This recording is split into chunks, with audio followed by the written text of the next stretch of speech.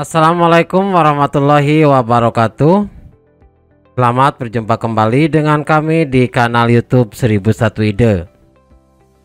Halo semuanya, bagaimana kabarnya hari ini? Semoga hari ini dalam keadaan sehat. Pada video kali ini kita akan membahas kunci jawaban dan pembahasan untuk mata pelajaran pendidikan agama Islam atau pendidikan agama dan budi pekerti. Kelasnya adalah kelas 7, halamannya halaman 20 sampai dengan 24. Halaman ini termasuk ke dalam bab yang pertama. Kurikulumnya adalah kurikulum merdeka. Namun sebelum lanjut pada video pembahasan, kami mengucapkan terima kasih atas dukungannya terhadap channel ini, sehingga channel ini bisa berkembang dengan lebih baik, yaitu dengan menekan tombol subscribe. Dan tak lupa untuk aktifkan tombol notifikasinya untuk mendapatkan informasi terbaru dari channel ini. Silakan buka bukunya pada halaman 20 pada kolom ayo berlatih. Petunjuk yang pertama, pilih jawaban yang benar dengan memberi tanda silang pada huruf A, B, C, atau D. Soal yang pertama. Bagi umat Islam, Al-Quran merupakan pedoman hidup. Al-Quran merupakan pesan ilahi untuk manusia dalam mencapai kebaikan hidup.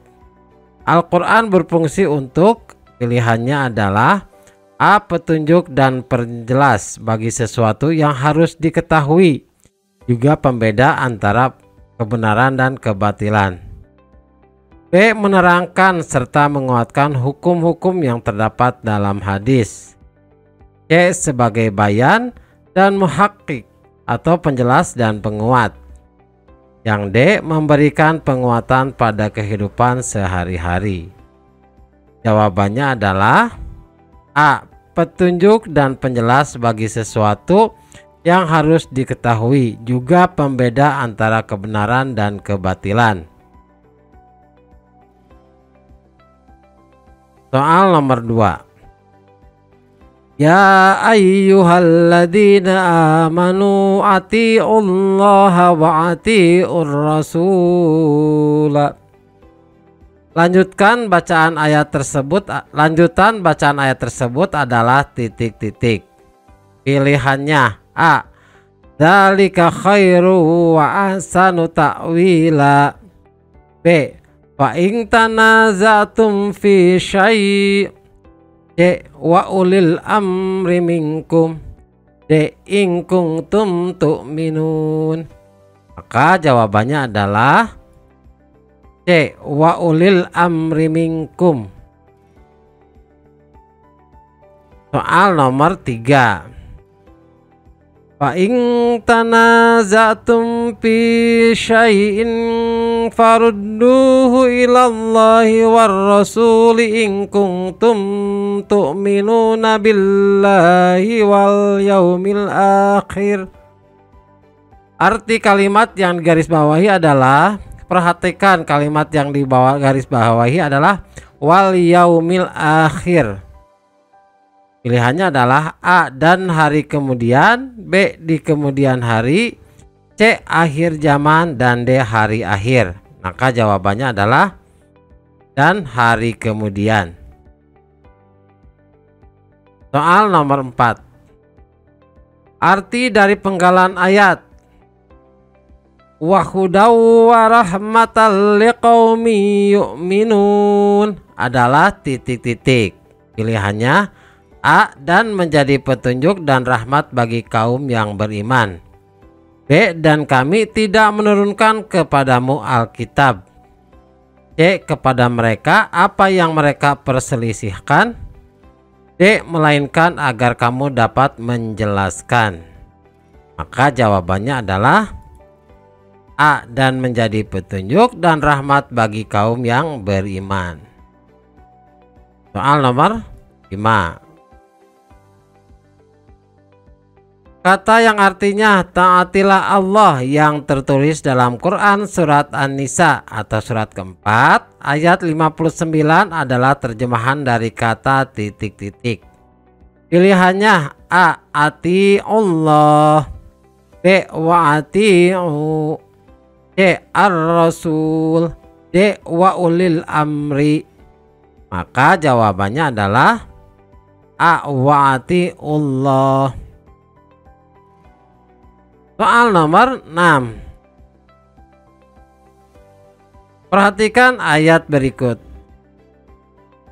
Innama yuridu syaitanu ayyuqi'u bainakumul adawata wal baghdha'a fil khamri wal maisiri wa yasuddakum an dzikrillahi wa anis sholati fahal antum muntahun. Pada ayat tersebut terdapat hukum bacaan alif lam syamsiyah sebanyak. Perhatikan, kita hitung. Pertama kata asyaiton, yang kedua kata Allah, ang dzikrillah, yang ketiga kata wa anis sholat, wa anis. Maka jawabannya adalah C. 3. Soal nomor 7.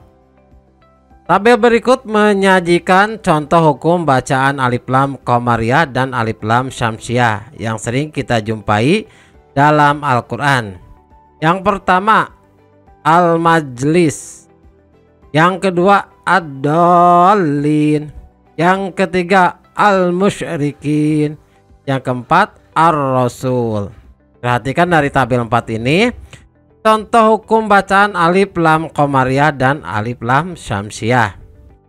Yang merupakan contoh hukum alif lam qamariyah, maka jawabannya adalah B, yaitu 1 dan 3 kata al-majlis dan al-musyrikin, mana alif lam bertemu dengan huruf alif lam qamariyah, yaitu huruf mim. Selanjutnya soal nomor 8. Pernyataan berikut merupakan contoh implementasi dari perilaku taat dalam kehidupan sehari-hari. Yang pertama, disiplin dan selalu menaati tata tertib sekolah. Yang kedua, selalu taat kepada Allah Subhanahu wa taala, Rasul dan pemimpin. Yang ketiga, senang mengikuti kompetensi yang diadakan oleh sekolah-sekolah lain. Yang keempat, berlomba-lomba untuk mewujudkan kebersihan dan keindahan di sekolah. Yang kelima, belajar dan berusaha dengan sungguh-sungguh untuk mencapai cita-cita. Yang merupakan implementasi perilaku terpuji dalam kehidupan sehari-hari terkait dengan Quran Surat An-Nisa ayat 59 ditunjukkan pada nomor pilihannya A 1 dan 2, B 2 dan 3, C 3 dan 4, D 4 dan 5. Maka jawaban yang tepat adalah A 1 dan 2. Soal nomor 9. Ketika kalian menemukan permasalahan atau perselisihan pendapat, masing-masing menganggap dirinya paling benar atas pendapatnya, maka sikap kalian yang benar, pilihannya A, tidak perlu diselesaikan karena keduanya ingin menang. B, membela salah satu dari mereka yang dianggap benar. C, berusaha mencari titik temu dari perbedaan tersebut. Dan D, melaporkan kepada pihak berwajib. Maka jawaban yang tepat adalah C, berusaha mencari titik temu dari perbedaan tersebut. Soal nomor 10. Ulil amri adalah pemimpin. Siapapun pemimpinnya harus kita taati selama tidak memerintahkan untuk berbuat maksiat. Yang tidak termasuk ulil amri sesuai makna Quran Surat An-Nisa ayat 59 adalah titik-titik. Pilihannya A, ketua kelas, B, kepala desa, C, wali kota garis miring bupati, dan D, paguyuban. Maka jawabannya adalah D, paguyuban. Selanjutnya pada bagian 2, jawablah pertanyaan di bawah ini dengan benar. Yang pertama, kita diperintahkan untuk patuh dan taat kepada Allah Subhanahu wa taala. Taat kepada Allah Subhanahu wa taala adalah mengikuti ajaran Al-Qur'an. Sedangkan taat kepada Rasulullah Shallallahu alaihi wasallam dengan mengamalkan sunnahnya. Begitu pula menaati ulil amri. Tuliskan dalil nakli yang menjelaskan kewajiban kita untuk taat kepada Allah Subhanahu wa taala. Rasul dan ulil amri. Maka jawabannya adalah ya ayyuhalladzina amanu atiullaha wa atiur rasul wa ulil amri minkum fa in tanaza'tum fi syai'in farudduhu ilallahi war rasuli in kuntum tu'minuna billahi wal yaumil akhir dzalika khairu wa ahsanu ta'wila. Quran surah An-Nisa ayat 59.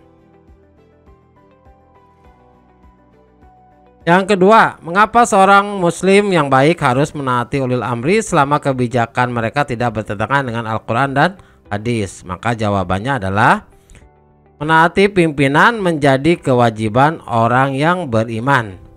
Ketaatan tersebut bermanfaat yang besar untuk umat yang sesuai dengan ajaran Islam. Nomor 3. Alif lam qamariyah merupakan alif lam yang berhadapan dengan salah satu huruf alif lam qamariyah. Tuliskan hukum bacaan alif lam qamariyah yang ada pada Quran surat An-Nahl ayat 64. Berikan alasannya. Pertama, kata Alkitab. Karena alif lam bertemu dengan huruf alif lam qamariyah yaitu huruf kaf. Nomor 4, buatlah peta konsep tentang perbedaan sunnah, hadis, asyar, dan kabar. Maka peta konsepnya adalah seperti ini. Hadis itu terdiri dari istilah-istilah hadis. Ada yang namanya sunnah, ada yang namanya kabar, dan ada yang namanya asyar.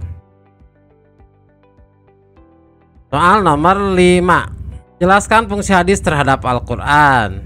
Maka jawabannya adalah fungsi hadis terhadap Al-Quran adalah menetapkan dan memperkuat apa yang telah diterangkan di dalam Al-Quran. Menafsirkan terhadap ayat-ayat yang masih mutlak. Dan memberikan pengkhususan terhadap ayat-ayat yang masih umum. Memberikan kepastian hukum Islam yang tidak ada di Al-Quran. Dan membatalkan ketentuan yang datang kemudian yang terdahulu. Sebab ketentuan yang baru dianggap lebih cocok dengan lingkungannya dan lebih luas. Demikianlah video pembahasan PAI kelas 7 halaman 20 sampai dengan 24. Semoga video ini bermanfaat. Assalamualaikum warahmatullahi wabarakatuh.